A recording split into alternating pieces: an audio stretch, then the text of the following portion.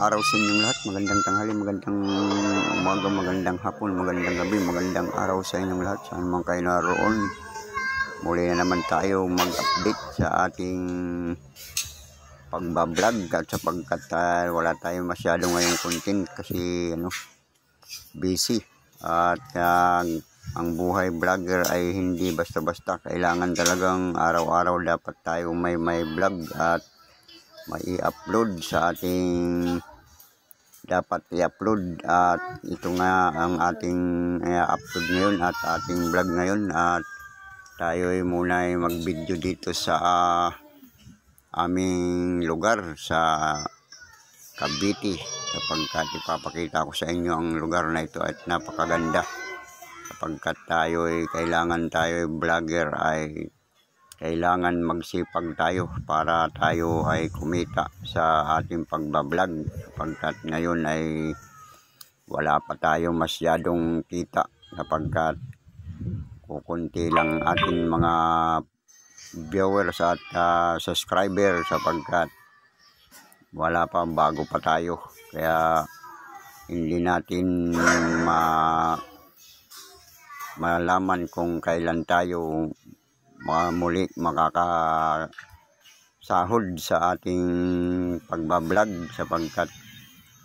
wala tayong masyadong content at mag-iisip pa tayo kung ano ang dapat nating content para marami tayong mga viewers at mga subscriber, at lalo pati sa dito sa ating social media, sapagkat kailangan magsipag tayo sa pag-upload, sapagkat para ito ang ating daan sa ating pag-upload ay tayo ay may pag-asang kumita sa ating inaasam na pag-vlog sa ating mundo ng social media, sapagkat hindi lahat ng mga nagbablog at kumikita na, at mayroon talagang kahit matagal na hindi talaga kumikita sa pag-vlog, sapagkat ito ay patuloy lang tayo, sapagkat hindi naman natin ito inaayawan, sapagkat ito ay ang ating kagustuhan na magbablog. At ang kailangan lang dito sipag at sa maghanap ng dapat ibablog at i-content, sapagkat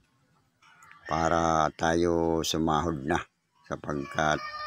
sa pamamagitan ng ating pag-upload ay tayo ay kikita na sa ating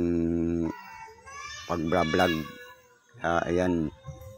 patuloy pa rin tayong na lumaban sa ating kahirapan, bagamat hindi tayo makumikita pa dito sa YouTube. Malay mo sa balang araw ay tayo kikita dito